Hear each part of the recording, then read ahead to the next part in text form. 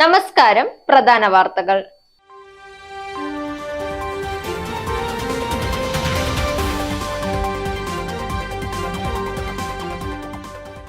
മുഖ്യമന്ത്രിക്കും മകൾക്കുമെതിരായ ഹർജി തള്ളിയ സംഭവം കോടതി വിധി തിരിച്ചടിയെന്ന് സമ്മതിച്ച് മാത്യു കുഴൽനാടൻ.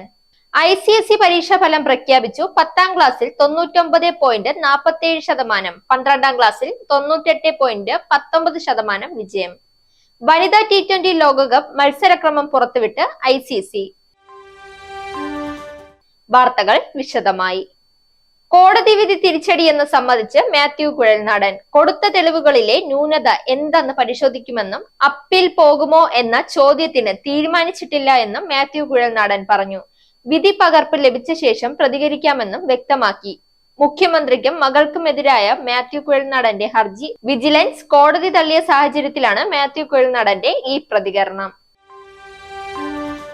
രാജ്യത്ത് ISE സിലബസ് പ്രകാരമുള്ള 12ാം ക്ലാസ് പരീക്ഷാ ഫലം പ്രഖ്യാപിച്ചു. രാജ്യത്താകെ പരീക്ഷ എഴുതിയവരിൽ 99.47% വിദ്യാർത്ഥികളും 10ാം ക്ലാസ്സിൽ വിജയിച്ചു. 12ാം ക്ലാസ്സിലേക്ക് 98.19% രാജ്യത്തെ വിജയം. കേരളമടങ്ങുന്ന തെക്കൻ മേഖലയിൽ പരീക്ഷ എഴുതിയവരിൽ 99.95% പേരും 12ാം ക്ലാസ്സിൽ വിജയിച്ചു.